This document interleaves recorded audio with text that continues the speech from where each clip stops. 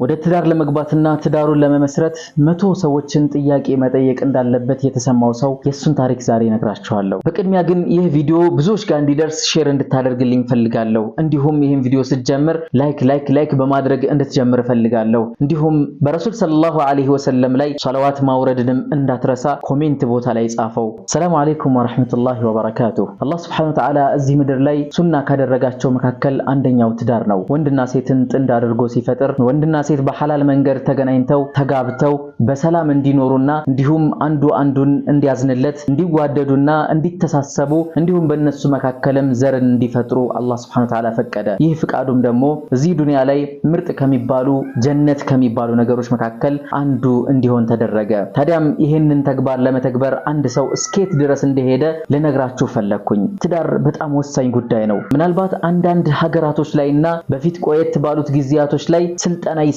ነበር በትዳር ዙሪያ ላይ ማለት ነው። አሁን ግን አንድ ሰው አቅመ አዳም ከደረሰ ቀጥታ ወደ ትዳር እንዲገባ ይደረጋል። ለትዳር ስልጠና በጣም ወሳኝ ነው ከሚሉት ሰዎች መካከል አንዱ ነኝ እኔ። ምክንያቱም እኛ የምንኖርበት ህይወት ለትዳር ምቹ ያልሆነ እንዲሁም ትዳር መያዝ ምን እንደሆነ የማናውቅበት ህይወት ከሆነ እንደዚህ አይነት ሰው ለትዳር ምክር ቢሰጠው በጣም ጠቃሚና ወደፊት ለትዳሩ ደግሞ ስኬታማ የሚሆንበትን አጋጣሚ ይፈጥራል ብዬ አስባለሁ። ወደ ታሪኩ ስመለስ አንድ ግለሰብ ነው። ይህ ግለሰብ 100 ሰዎችን ሳላማክር ትዳር አልመሰረትም ብሎ ወሰነ። ከዛም 100 ሰዎችን የማማከር ሂደቱን ጉዞውን ቀጠለ።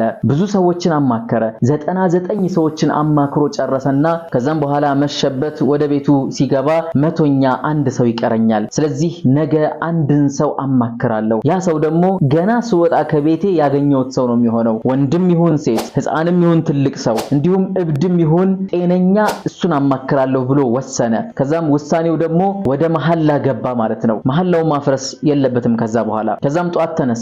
በአጋጣሚ ሆኖ ግን ሲወጣ ያገኘው እብድ ነበረ። ይሄን እብድ ማማከር ይኖርብኛል፣ 100ኛ መሞላው በዚህ እብድ ነው ማለት ነው ብሎ ግዴታ መሐላዬን መወጣት አለብኝ፣ ለመሐላዬ ደግሞ ሌላ መካሻ ነገር ማድረግ አልፈልግም በማለት ወደ እብዱ ያመራል። እብዱ ደግሞ እንጨት ላይ ተሰቅሎ እየጋለበ ነው። እንጨት ላይ ልብ በሉ። ከዛ በኋላ ይህ ሰው ወደ እብዱ ሲቀርብ እብዱ እንዲህ አለው፣ አንተ ሰውዬ እንዳትቀርበኝ፣ ይቺ ፈረሴ እንዳትረግጥህ በማለት ይነግረዋል። ከዛም እብድ ነው ሰውየው። እሺ በማለት ወደ ኋላ ትንሽ ቀረት አለና እኔ አንተን የሆነ ጥያቄ ልጠይቅህ ነው የመጣሁት በማለት ጥያቄውን ሊጀምርለት ነው። እብዱም ቀጥል አለው። ከዛም ጥያቄ ምን መሰለህ፣ ምናልባት አንተን መጠየቅ ላይኖርብኝ ይችላል፣ ነገር ግን አንተን እንድጠይቅ ሊያስገድደኝ ነገር ደግሞ ትናንትና 99 ሰዎችን ጠይቄያለሁ። መጠየቅ ያለብኝ ደግሞ 100 ሰው ነው። 100 ሰው መሙላት አለብኝ ብያለሁ። 100ኛው ሰው ደግሞ ማንም ይሁን ማን መጀመሪያ ጧት ላይ ያገኘሁትን ሰው ጠይቃለሁ ብዬ ቃል ስለገባው በራሴ ላይ አንተን አገኘው፣ አጋጣሚ ወደ አንተ መጣሁኝ። ስለዚህ ጥያቄን ልጠይቅህ በማለት ጥያቄውን ጀመረለት። እኔ ትዳር መመስረት ፈልጋለሁ። እስካሁን ድረስ ትዳር ውስጥ አልገባውም። ስለዚህ ወደ ትዳር ከመግባቴ በፊት 100 ሰዎችን ማማከር እንዳለብኝ ስለተሰማኝ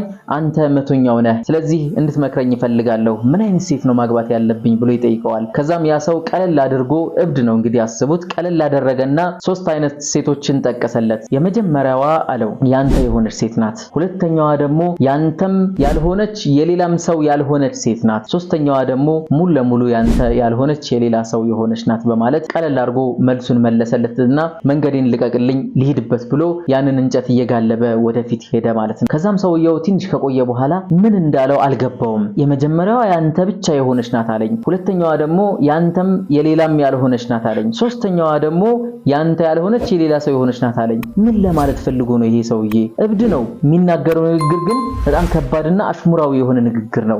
እስኪ እንዲያብራራልኝ ልጠይቀው በማለት እሱን ይከተልና ይደርስበታል። ከደረሰበት በኋላ አንተ እብድ ጠብቀኝ፣ የቅድሙን መልስህ እንድታብራራልኝ ይፈልጋለሁ በማለት ይጠይቀዋል። ከዛም ያ እብድ እንዲህ አለው፣ አንተ ወደዛ ሂድልኝ፣ ፈረሴ ደንብራ እንድትጥለኝ አልፈልግም በማለት ይመልስለታል። ከዛም እሺ ርቄሃለሁ፣ ግን የቅድሙን ጥያቄን እባክህ መልሰህልኛል፣ የመለስከው መልስ አብራራልኝ በማለት ይጠይቀዋል። ከዛም ሲያብራራለት በጣም በሚገርም ሁኔታ ነበር ያብራራለት። ያንተ ብዬ ነገርኩህ የመጀመሪያዋ ቢክራ የሆነች ሴት ናት፣ ጥብቅ የሆነች ሴት ናት፣ ማንንም ወንድ ማታቅ ሴት ናት፣ ፍቅሯን ለማንም ያልሰጠች፣ ልቧን ለማንም ወንድ ያልሰጠች የሆነች ገና ከቤት ያልወጣችና ብዙ ላይፍን ያላየች የሆነች ሴት ናት። ያቺ ሴት ትመራታለህ። አንተ ክፉ ብትሆንባት ሁሉም ወንዶች ሀከዛ ኩሉ ሪጃል፣ ሁሉም ወንዶች እንደዚህ ናቸው ብላ ታምናለች። አንተ ጥሩ ብትሆንላት ሀከዛ ኩሉ ሪጃል፣ ሁሉም ወንዶች እንደዚህ ናቸው በማለት ትማርብሃለች። ስለዚህ ወንዶች ሁሉም እንዳንተ ይመስሏትና አንተ ጋር ክትት ብላ ጥብቅ እንደሆነች ትቆያለች። ይቺ ሴት ያንተ ናት አለው። ሁለተኛዋ ደግሞ ያንተም የሌላም ያልሆነች ማለት ልጅ ከሌላ ወልዳ ትመጣና ወለደችለት አባት ወይም ባሏ ይሞታል፣ በህይወት አይኖርም። ከዛ በኋላ ግዴታ ሆኖባት ልጇን ለማሳደግም ህይወትን ለመግፋትም ስትል ታገባለች። ያቺን ያገባሃት ጊዜ ያንተ አትሆንም። ምክንያቱም ሁሉ ጊዜ ለልጇ ጥሩ እስከሆንክላት ድረስ ደስተኛ ሆና ዋው ለልጄ ጥሩ ሆነልኝ በማለት ውለታህን ከፋይ ትሆናለች። ነገር ግን ልጇን ባሰቃየህባት ሰዓትና ልጇን ደግሞ መጥፎ አይነት እይታ ከተመለከትክባት ሌላ መጥፎ የሆነ እይታን ትመለከትባታለህ። ስለዚህ አንተ በሰጣሃት ልክ ትመልስልሃለች። እቺ ያንተም ያልሆነች ናት፣ የሌላም ያልሆነች ናት። የሌላም አትሆኑ ደግሞ ያ የመጀመሪያው ባሏ ስለሞተ ማለት ነው። ሶስተኛዋ ደግሞ ሙሉ ለሙሉ ያንተ ያልሆነች ነገር ግን የሌላ የሆነች ማለት ምንድነው? ያቺ ሴት ሌላ ወንድ አፍቅራለች። ግንኙነት ታድርግም አታድርግም በጣም አፍቅራ ክንፍ ብላ ሄዳለች። ከሱ ውጪ ሌላ ወንድ የማትፈልግ አይነት ሴት ሆናለች።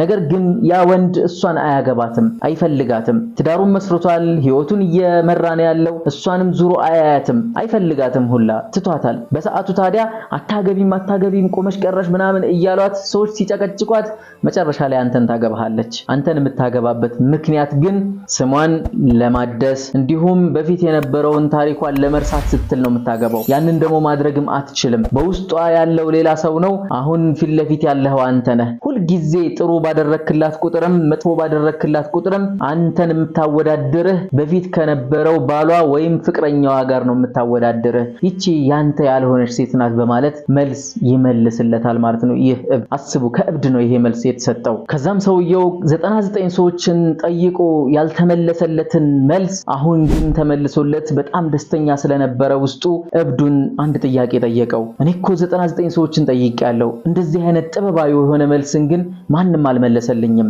አንተ ማነህ ግን ለመሆኑ ብሎ ይጠይቀዋል። ስመለከትህ እብድ ነህ፣ ቆሽሻሃል፣ የእብድን ተግባር እየተገበርክ ነው። ነገር ግን የምትናገረው ንግግር ካንተ አቅም በላይ ነው። ጠቢባኖች የሚባሉት አዋቂ የሚባሉ ሰዎች የሚናገሩት አይነት ንግግር ነው የምትናገረው በማለት ይጠይቀዋል። ይህ ሰው እኔ እኮ እብድ አይደለሁም አለው። እብድ የሆንኩት ለራሴ ስል ነው አለው። ሰዎች እየመጡ ፈራጅ ሊያደርጉኝ ይሞክራሉ፣ እየመጡ ጠቢብ ሊያደርጉኝ ይፈልጋሉ፣ እየመጡ አማካሪና እንዲሁም አስታራቂ ሊያደርጉኝ ፈለጉ። በጣም ቢዚ ያደረጉኝ።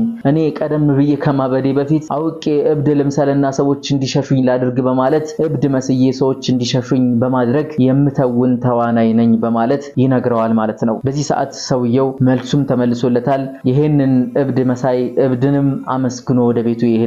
እርግጥ ነው ሴቶች ብዙ አይነት ይሆናሉ፣ ባህሪያቶቻቸውም የተለያዩ ይሆናሉ። እንደዚህ የተለያየ የሆነ ባህሪያቶችን ግን እንዴት አድርገን ማስተናገድ እንደሚኖርብን ስልጠና ማግኘቱ በጣም ወሳኝ ጉዳይ ነውና ስልጠና አስፈላጊ ነው። ያላገባችሁ ወንድም እህቶች በትዳር ዙሪያ ላይ ያለ ኢስላማዊ የሆነ ስልጠናም ሆነ ማንኛውንም ስልጠና ሳትንቁ መሰልጠን ይኖርባችኋል።